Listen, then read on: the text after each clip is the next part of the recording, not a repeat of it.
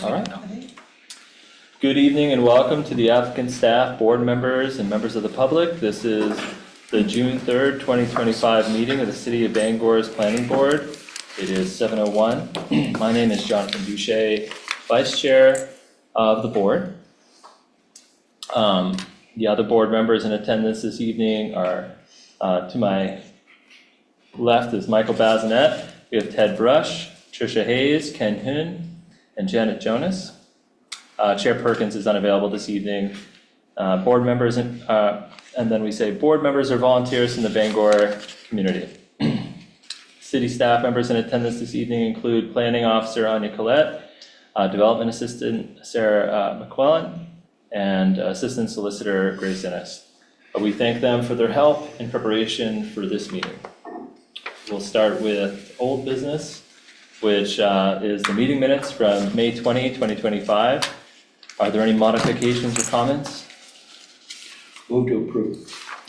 Second. So we have a motion from Member Hune, a second from Member Brush, and roll call vote. Member Bazinet? Yes. Member Brush? Yes. Member Hayes? Yes. Member Hune? Yes. Member Jonas? Yes. And I vote, and the vice chair votes yes. All right, moving on to new business. The planning board has two main roles. First, we review amendments to the land development code, which typically include either changes to zoning districts or changes to text within the code. Our review of these amendments includes adherence to the comprehensive plan, as well as considering any applicable concerns from the public. Our vote on these items is in the form of a recommendation to the City Council as to whether the item ought to pass or ought not to pass. The City Council makes the final decision on zoning and land development code changes. There are two items on our agenda this evening, and they're both code amendments. The board also serves as a regulatory authority for land development permits, commonly known as site plan review. There are, however, no land development permits on the agenda this evening.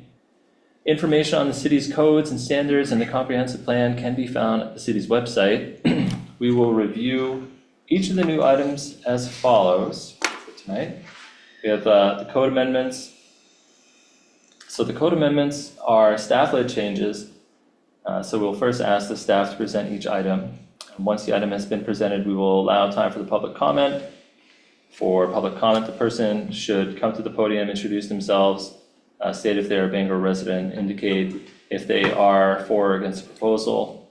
It's also helpful to present your thoughts based upon the city codes and standards and the comprehensive plan, as these are the primary documents used by the board to make our decision. If you're on Zoom, please use the raise hand function and let us know that you would like to speak, and we can then bring you into the meeting. All comments and discussions should remain respectful and considerate of others. Once public comments are completed, we will close that item for public comment. Board will then deliberate on the proposal using the applicable standards. So that's our introductory statement. We're ready to get started with the first item of new business, which was the code amendment to amend the land development code by adding flexibility to the reconstruction requirements for existing manufactured home parks constructed prior to 1971. You might have some comments. Yes. So I'm just going to kind of summarize what I said in the memo essentially, but the purpose of this is just to really add flexibility for our older mobile home parks that do need to reconstruct. We don't have very many, but one of the primary difficulties is that we didn't really change like the minimum lot size requirements or any of the other development requirements when we had done the larger mobile home park ordinance changes last year. And so while we decreased the requirements for new parks, we didn't really decrease the requirements for older parks, even though the older parks are much different. They're much more different. And so they kind of need that extra flexibility, especially when it comes to lot sizes, because they often have very small lots. And then having the minimum length and width is also a barrier. We already have other controlling factors like setbacks and lot coverage and impervious area. And the setbacks are one of the most important parts because those are mainly there for fire code. And The other issue is that it requires them to show hardship before they can even have those more flexible requirements. So that's even more of a barrier. And so we're proposing to not make them show that and then also just go ahead and reduce some of those requirements. And then also just clarify the other requirements they have to meet as far as roads and landscaping and things like that. Because it wasn't exactly clear in the ordinance. And so we just pulled a lot of what was there for new construction over as far as landscaping goes and some of the road requirements. And then other pieces we made more flexible. So we are proposing to reduce the minimum lot size to 2,500 square feet and remove the restrictions on lot width and length. But again, they still have the setbacks, they still have lot coverage and things like that. However, if they do have an individual septic system on each lot, they would still have to have a minimum 20,000 square foot lot. We don't really see that typically, but just in case. And then when they do redevelop, if they have a shared septic system, they would have to give us a site evaluator's report to show that it's still functioning well and meeting the needs of the park. And then also the same thing, if they have a shared water supply system, that's functioning well. So I think that pretty much covers my piece. I did just want to bring up some comments Reese had via email. His first comment on this was that in section 165-121 D1A, where we talk about the minimum land area for the reconstructed mobile home park and how it has to equal the land area of the existing mobile home park. He thought that was unnecessary and somewhat obvious, so didn't know why it was needed. Honestly, we just pulled that over from the existing code for existing mobile home parks. And I will say, if you decide, like, if you think it's redundant, I will say if we want to make changes to this, we do have to go back through this process. We can't amend it. So we would have to make the changes and then come back through first reading, planning board, and second reading.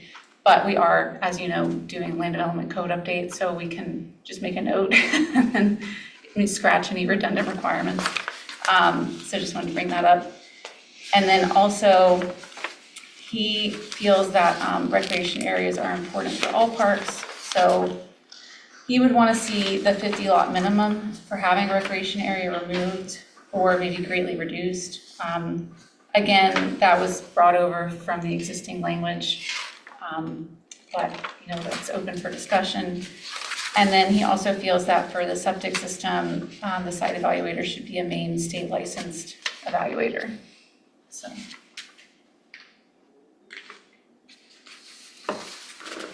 Any other comments? Nope, that's all from me. Any questions from the board? Member Jonas.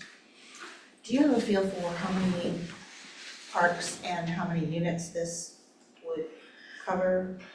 Honestly, I think it's only like 2 to 3, 2 to 3 parks, but a lot of units, because the ones that we do have that are that old have at least 50 units, probably more. So it would be quite a few units. And with the current requirements, they would probably have to get rid of quite a few units. Thank you. Yep. This is a recommendation to city council, right? Ought to pass, ought not to pass, or we'll keep it ought to pass and vote yes or no on it. Any other questions for? I just have one more. Let me back up here. Anyway, dead-end streets shall be limited in length to 1,000 feet, and the closed end shall be provided with a turnaround having a minimum radius of 50 feet. And my question is, does that meet emergency vehicle requirements? Yeah, so I think what I had put in there for the turnaround met their requirements. They were initially concerned about the length, but they're good with having that turnaround at the end. Thank you. Yeah. Any other questions? I had a similar, so we talked about three parks that we've identified that are older than the 71. And do you have a general idea of how many units? You said 50 plus for the majority of them? Yeah. So none of them would be applicable to the concern that that Chair Perkins was mentioning. They would all be required to have that private, that park space, because they would all be north of the 50 units. That is just an estimate though, I don't know for sure. Yeah. But, but I think so.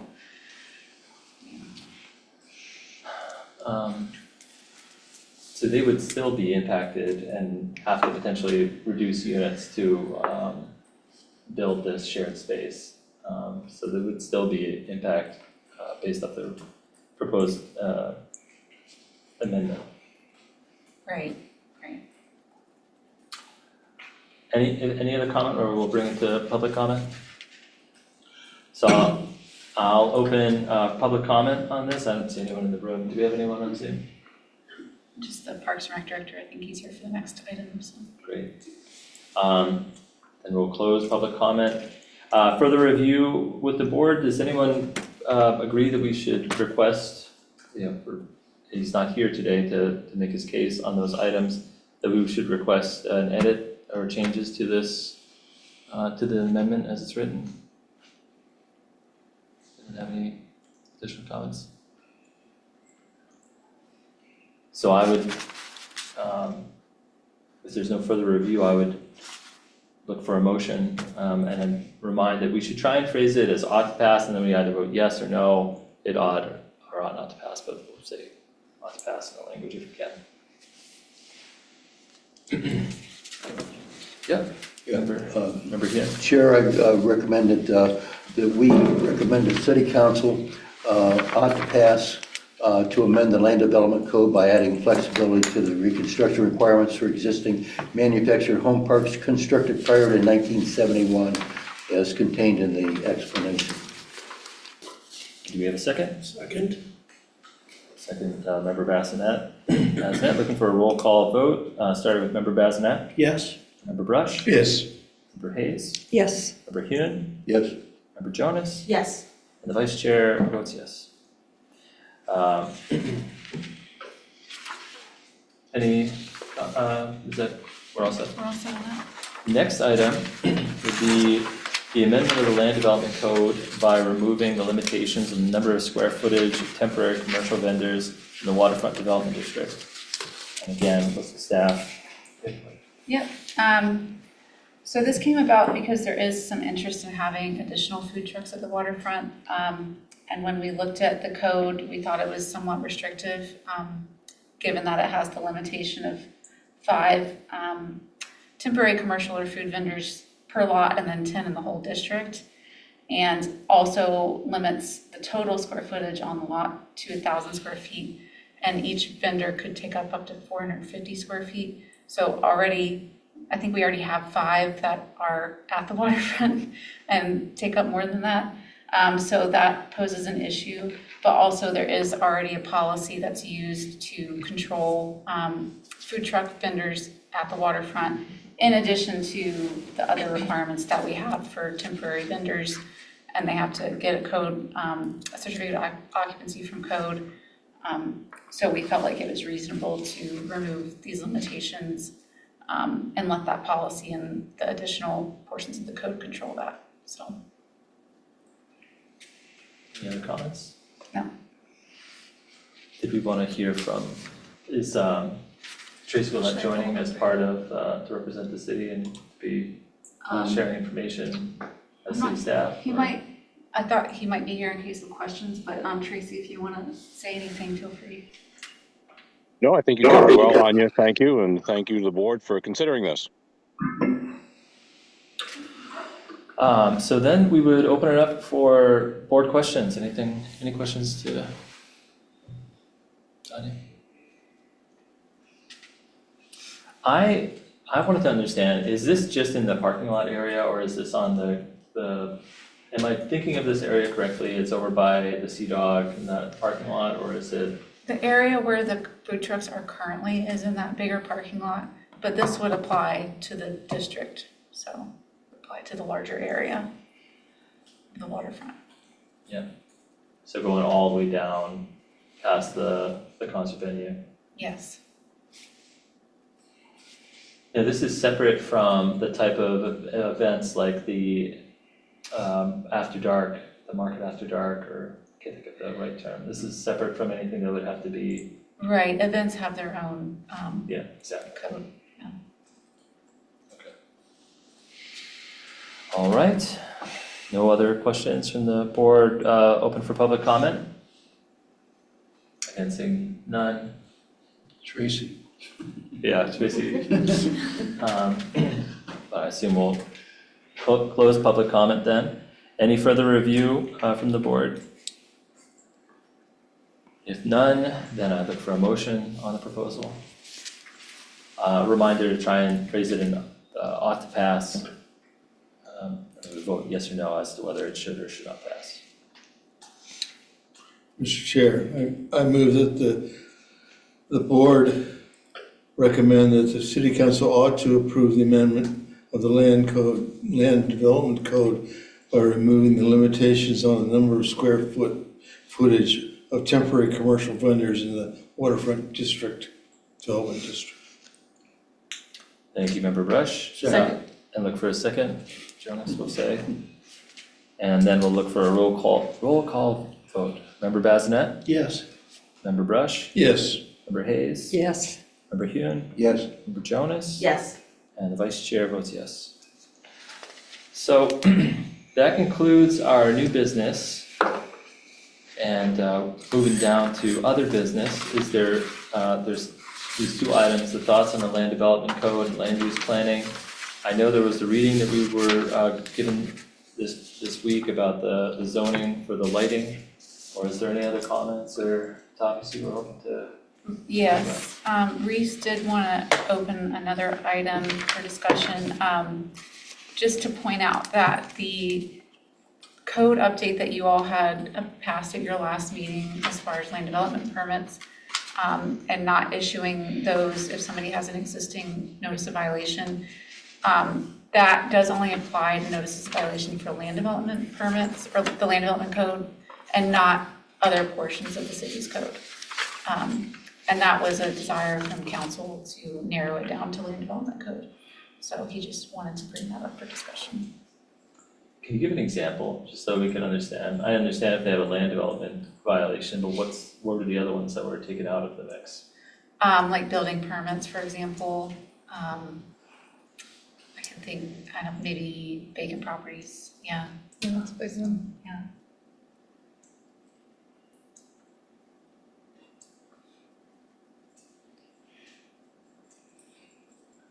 Chair? Yeah. Oh, yeah, please. Yeah. So I found this article interesting, and all of the projects that I've ever seen, we always get some kind of verbiage about lighting and that kind of thing, and what is sheltered and what it, to prevent this or that or whatever. Will we see more of this terminology like lighting zone, LZO and LZ1, 2, 3 kind of thing in future projects? Because I don't think we've specifically seen that kind of verbiage yet. Potentially, we haven't dived deep into like what specific changes we would make with the land development code update. But if you all think that this is something that we should pursue as far as lighting zoning, then we can definitely talk to the consultants about that. It might be helpful just to, I'm sure that we would stumble around a little bit trying to remember what LZ1 as opposed to 4 is, but Yeah. eventually you get used to that and know that that enhances this or protects this kind of thing. Yeah. I know that they are proposing to make changes to the lighting section to be more clear, so we can definitely ask them to look into this too. Yeah, please. I just want to say that I really support that, Okay. very much. This was a really interesting article. I really enjoyed reading it. I understand that what they have proposed here might not necessarily be applicable to all of Bangor, but I do recall an item that came before us out in the Penjajawak district where I was really concerned about lighting, and we had an extensive discussion regarding how the lighting in that particular facility affects not only birds but bugs. Right. And so I really do think that this is something that we need to spend some time thinking about as a body, or at least through our ordinances going forward as we reconsider our development code. Any other comments? I will say too, the engineering department is looking at an updated lighting policy for the city. So we should also take that into account for the city lighting policy.